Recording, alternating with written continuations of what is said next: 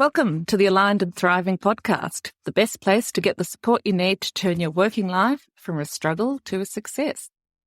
I'm your host, Judith Bowtell, and I'm a former burnt-out executive who used to yell at my psychologist, who then had a midlife crisis and eventually reinvented herself as a creative career and leadership development coach.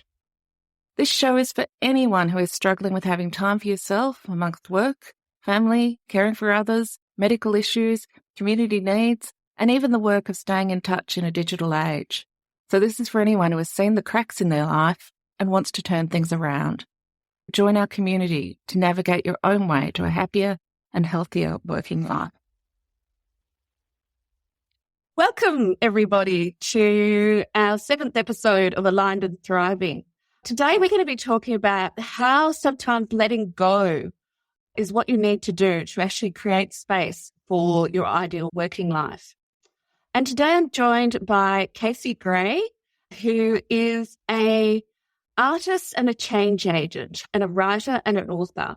Casey lives and works on Duckinjung country. Casey is a creative who is celebrated for innovation and as an agent for change in her community, using more than 20 years of experience in disability policy, advocacy and governance to champion the inclusion of adults with disability in the arts, with a particular focus on engaging those with intellectual disability.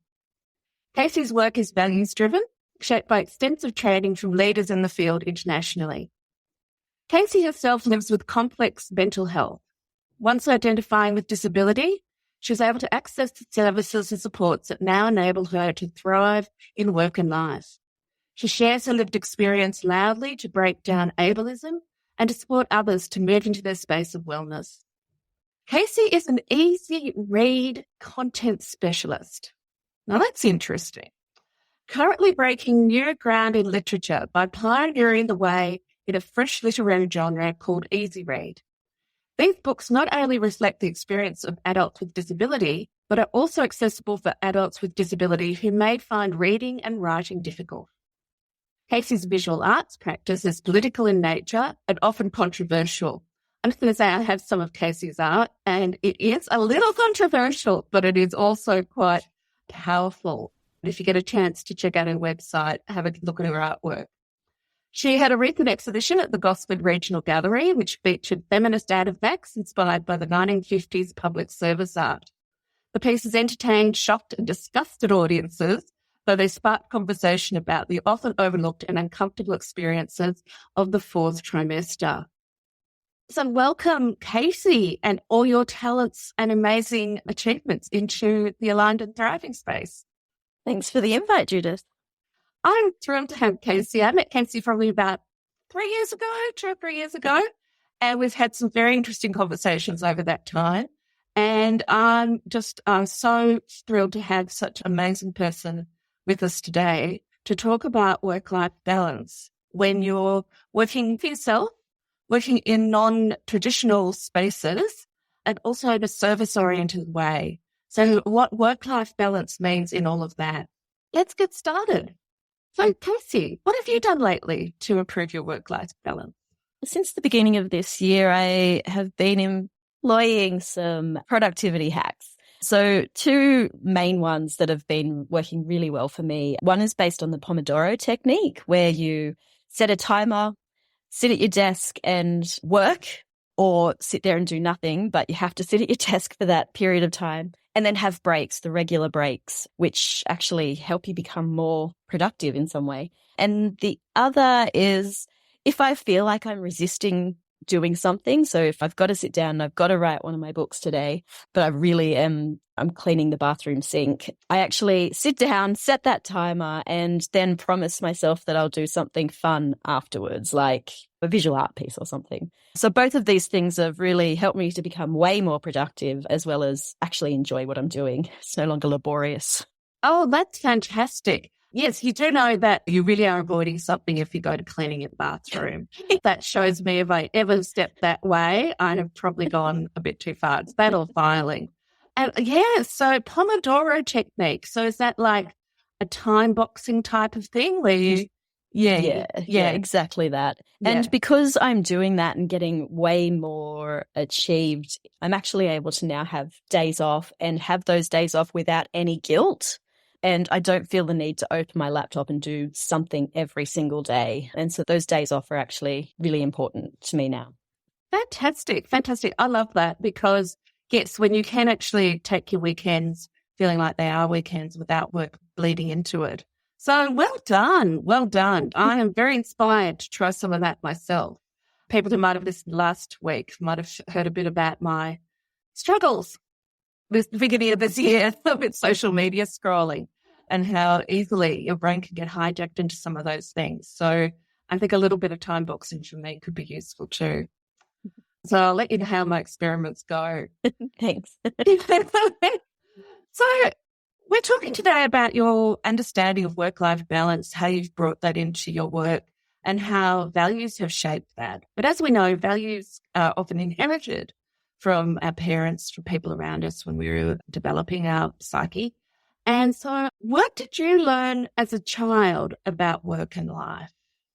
Basically, that you do education, then you do tertiary education, and then you work in a Monday to Friday, 9 to 5 job, and you buy a mortgage and you, have that traditional path, which when I was doing my careers counselling, they were like, oh, you should definitely be a journalist, an artist. So when I was doing my careers counselling and they showed me that I could move into a more creative line of work, it completely was misaligned with the values that I'd grown up with. Oh. And so as a result, I left school and started university in a double degree because I could. And inevitably that did not work out. And it took me 20 years, I guess, to get to a point where I am now. Oh, interesting. So what you learned as a child, in some ways it didn't support you as much as perhaps the people around you hoped it would support you. Yes. Growing up. There was definitely great intentions, you're getting the education, and which I'm so very fortunate to have had. And I guess my studiousness was supported, but it just was misaligned with my actual interests and things. Yeah. It's not until I'm an adult myself and I can make these decisions that I can then move into the creative space that I wanted to originally start in. Right. Fantastic. So how did you get to that creative space? Where did you come from and how did you transition into it? Yeah, so I was using, I guess, creativity within my roles within the disability space, whether that was creating easy read stories, social stories for adults, whether that was doing some creative stuff within my trainings that I would facilitate. But the Monday to Friday, 9 to 5 expectations of me as a worker were just not actually very helpful in terms of my health. And so I left mainstream employment. And then once I was well, I went back into mainstream employment after becoming unwell, taking time off, going back into mainstream employment and becoming very unwell again. That this Monday to Friday, like societal expectation of the way I would work was no longer suiting me and it just wasn't available to me. And so knowing that I had that creative drive, I found the Front and Centre program initially just to help me transition from the disability space into the arts with a disability lens so that I could still continue to make those important changes that I want to make in the community, but really embrace my creative side. Let's take a quick break. Don't miss a single episode, so subscribe to Aligned and Thriving now to unlock a world of inspiration and practical strategies. And if you have subscribed, why not check out our IG account or join our community to navigate your own way to a happier and healthier working life. Fantastic. So you're working in disability as an advocate, as a trainer, so fully embraced in that space and found that it wasn't supporting your mental health, which That's right. I can completely relate to. And so Katie applied for and got selected for a program that I run in partnership with Accessible Arts called Front and Centre, which is a program for women with disability and an arts leadership program. So it was a chance, as Katie said, to take a year to reflect on your goals, to come up with your own career strategy and then to find ways for you to develop your practice in a way that is aligned with your values, but also makes space for your disability. So it makes space for medical needs and other needs and other access needs. And for a lot of the participants, because it's been running for 3 or 4 years now, it's a moment of being able to say, oh, I can do it my own way. Like it's that opening of going, actually, there's nothing wrong with me. I can do things my own way. There are ways to do that. And then that takes a bit of work to work out what that's going to be. But it is a really fantastic trajectory and there's some really interesting outcomes from it. So do you want to perhaps tell me a little bit then about how that program supported you, not as a plug, but just to let me know what you learned through that year that sort of gave you the tools to support you to relaunch into this stage of your working life? Yeah, sure. So I'm just going to say up front, it was life-changing. There was a couple of key things that occurred for me. And at the beginning, when you gave us some exercises, like crafting what our ideal working life would be, I was like, well, this is great, but how is this relevant? Like, can we actually just craft what we want to do in our working life and then make it happen? Because as simple as that sounds, I don't think actually a lot of people truly believe in it. And I didn't until I got to the end of the program and realized I am now working my ideal life. So that straight up life-changing. And disability or not, I really do believe everyone needs to sort of sit down and look at that and see how they can apply it in their life. Another thing that happened was you gave us a skills matrix to work with, where we identified our skills and what we liked doing, what we didn't like doing, where we wanted to develop. And one of the things that I realized in that was just because I'm good at something, so I am told on a regular basis that whatever I apply myself to, I'm really good at, doesn't mean I have to do it. And so one of the things that I realized when working traditionally was that several times a day, my anxiety was being triggered. And now I sort of have control. I can control the amount of times my anxiety is triggered by identifying, yes, I'm good at this, but it causes anxiety, so I no longer want to do this. I was able to eliminate those sources. And I still push myself. I still get anxiety. And I think certain levels of anxiety are healthy, but I'm controlling that. I'm managing that. And so all my work tasks that I do now, I mean, I'm not thinking about them before I go to sleep, unless I'm having amazing ideas. And I'm certainly not approaching my day with this, like starting school for the first time, that anxiety. So life-changing in those two respects. Yeah. So thanks for sharing that. I do think it's interesting how the first exercise is of sort of a full on, everything on the table and just let your imagination run wild. What would be your ideal working life?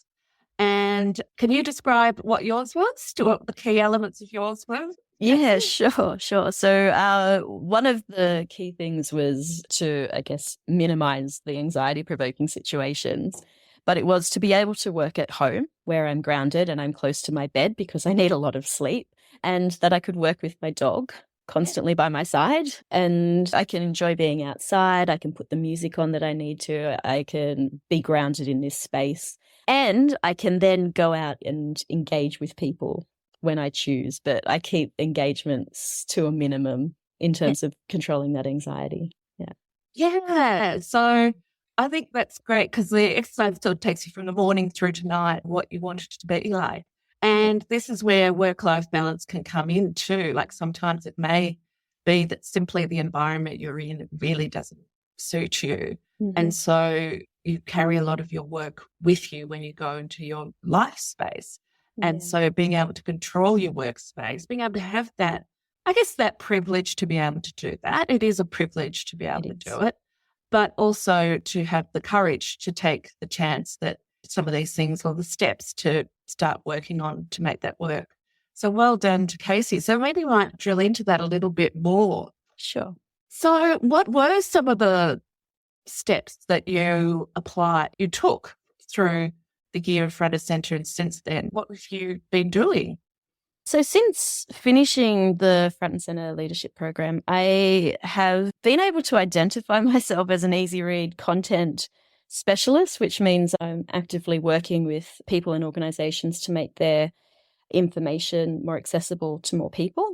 And I am completely dedicated to trying to start easy read as a genre within the literature world so that we can make literature accessible to people with disability.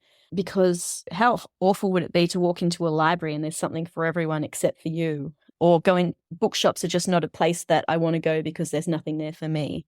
And it's all about the building those social relationships, which is at the heart of everything that I really want to do.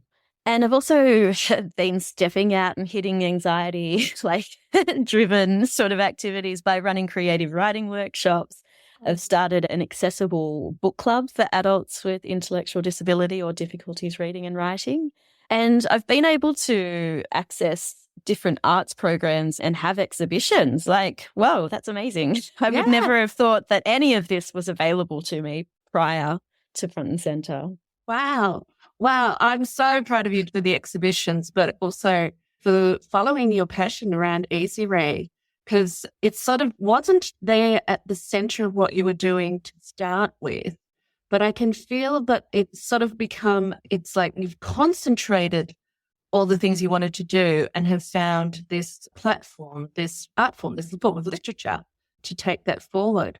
That's right. And I think also during Front and Centre, or during that year, I was actually had the space to try out other activities or other work programs and realize, oh, hang on a minute, it's not ticking these boxes that I set out at the beginning of the year. Yeah, great. Yeah, so you've been able to see where things fit and where things don't fit. Yeah. You've said it's a values-led work, the Easy Read work. What are the values that underpin that?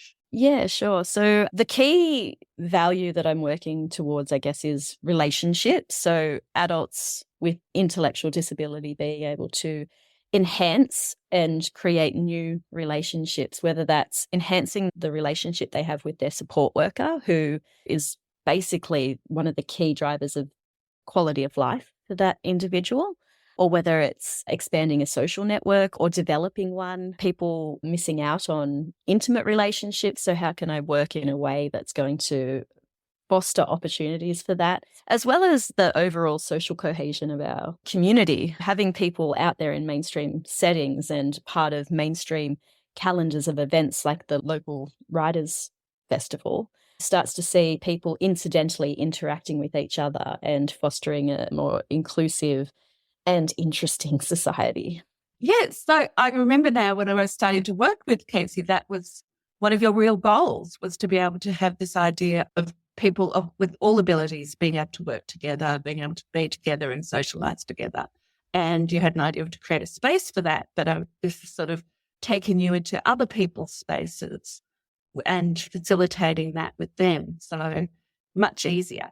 Yeah, well, you would think. Oh, okay. So let's get to the juicy bit now. So what have been some of the challenges you've faced on this journey?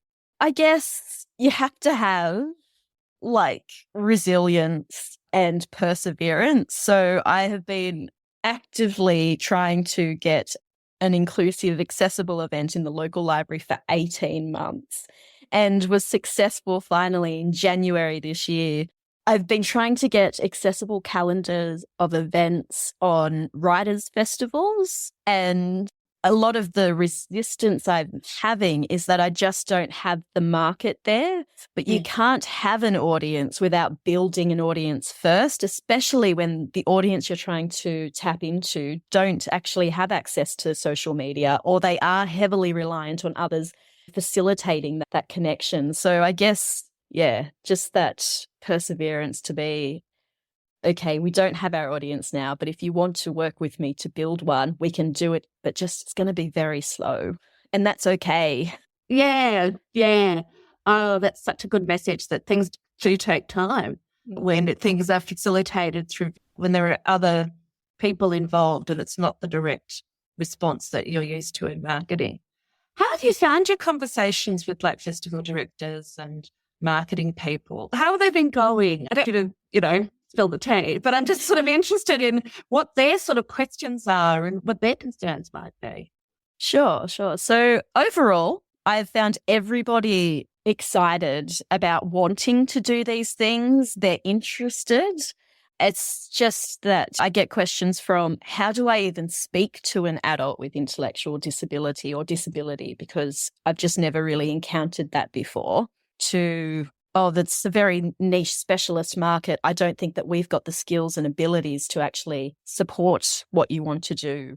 And I guess, we are unfortunately living in a world where we need to make money from things. And so the organisers see that I don't have actually a massive following, and is it worth their marketing money or efforts, I should say, to put on this event when the cashback, I guess, is not going to be so great.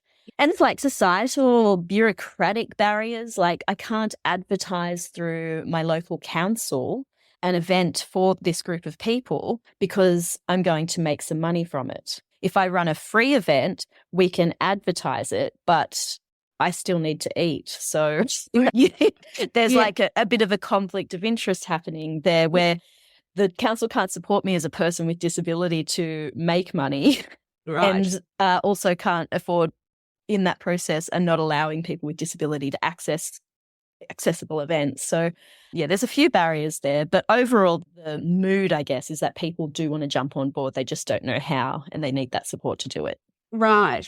So we're in that stage of, we're beyond, where is it unconscious incompetence, or like we're not even aware that we don't know how to do this. And now we're at a stage of, okay, we now want to learn, but we don't know how to do that.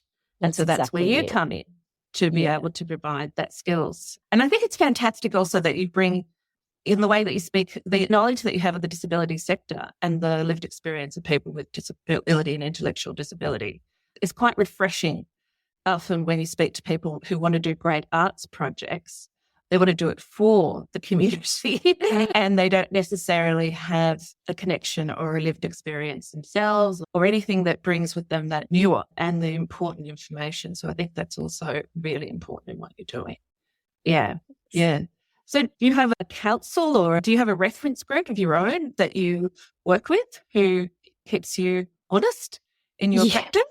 Yes, absolutely. First and foremost, I have a long-term friend. We've been peer workers together. We do lots of socializing together, and we also do things to support one another's business. So, for example, I'll support him to write a grant for something, and he will read one of my books that I'm working on and tell me whether that makes sense or not.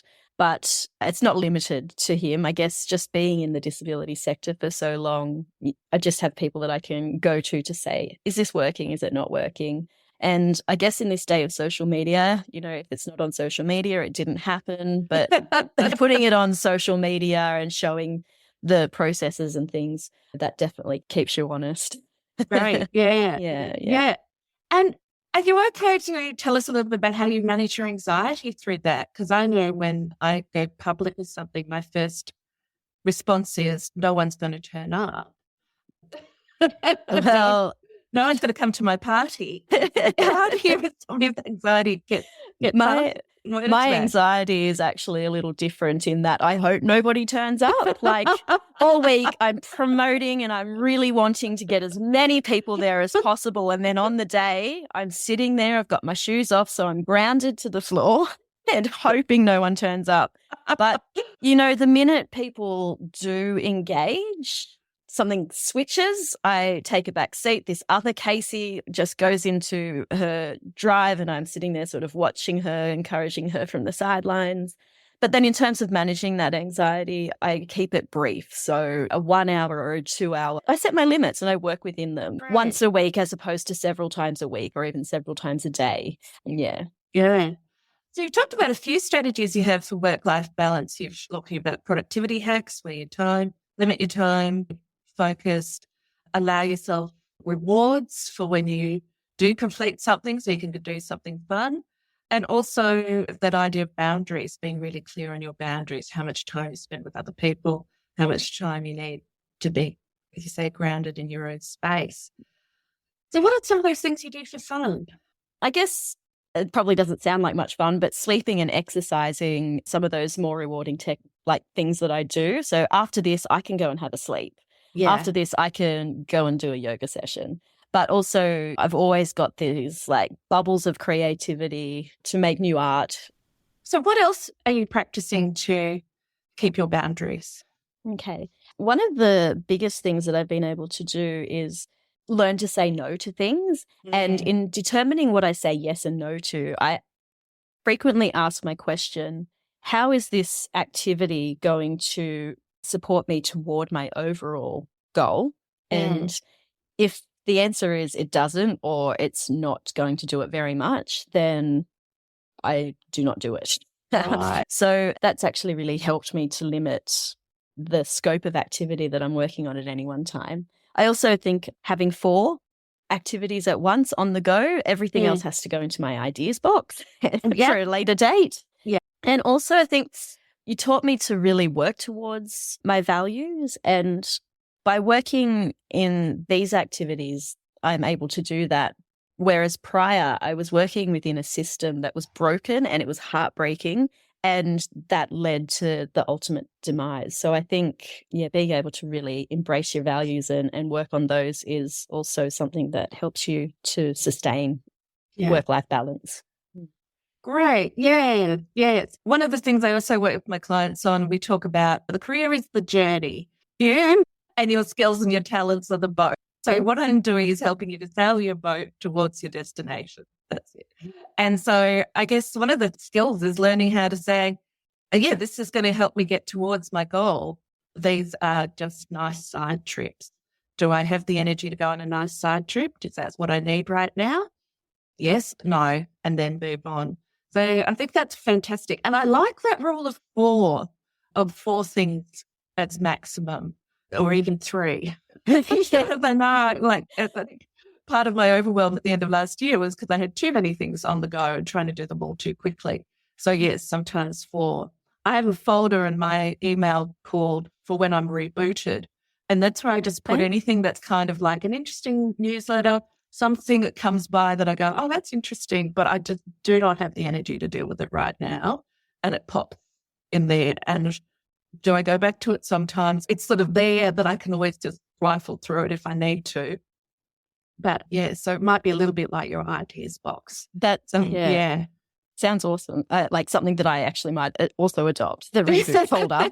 Let's rename it at least. That's great. Just sort of like it's there. It's finance to follow up. That's quite important. And then, for later when I'm rebooted, when I've got the energy to actually engage in something new or the space for that. Wonderful. Well, thank you so much for sharing all your tips and tricks about having work-life balance, how to challenge the mainstream, and how your values do guide and motivate you. So can I ask what's going to be next for you? What's coming up next? Yeah, sure. So I'm hoping by the end of the financial year, I will have 5 easy read books to launch. So they're all works in progress right now. But sooner than that, I guess next week on Valentine's Day, there's a lot of lonely hearts out there. And I want to provide a space where we can all sit around a table and do some creative thinking activities to share our stories and connect with one another through story sharing. Oh, that sounds wonderful. That sounds like a great thing to do for Valentine's Day. Have you got details for that?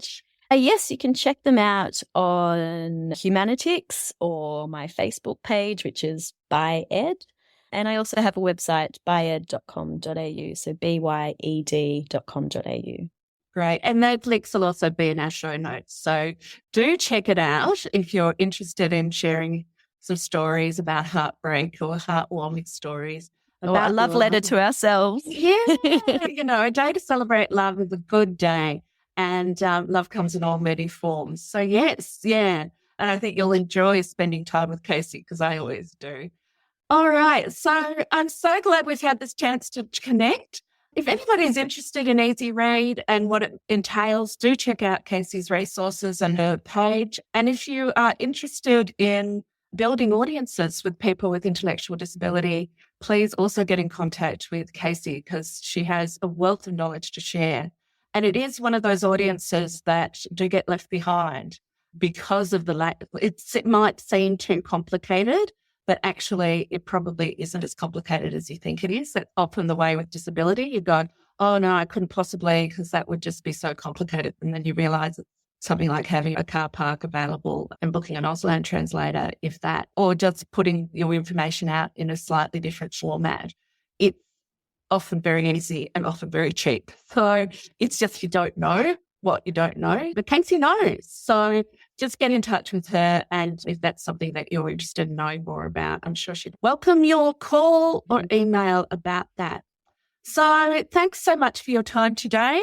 We look forward to hearing more from you, and I look forward to hearing more from people who want to share their stories about work-life balance as well, and how you've been able to navigate career change or making improvements in your work life to give you more life and less of the anxiety and horrors of work. All right, take care. See you all next time. Bye. Thanks, Judith. I'm really enjoying this series. Oh, thank you. Don't miss a single episode, so subscribe to Aligned and Thriving now to unlock a world of inspiration and practical strategies. And if you have subscribed, why not check out our IG account or join our community to navigate your own way to a happier and healthier working life?